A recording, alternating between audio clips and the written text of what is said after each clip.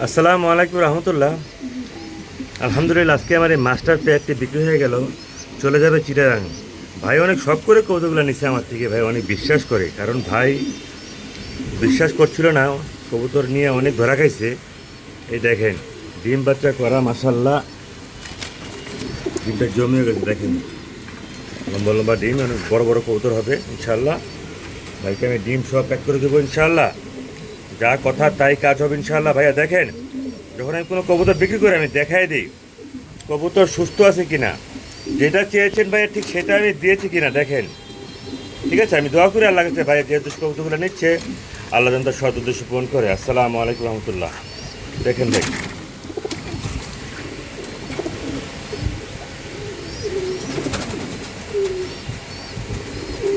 ঠিক আছে ভাই, ভালো থাকবেন।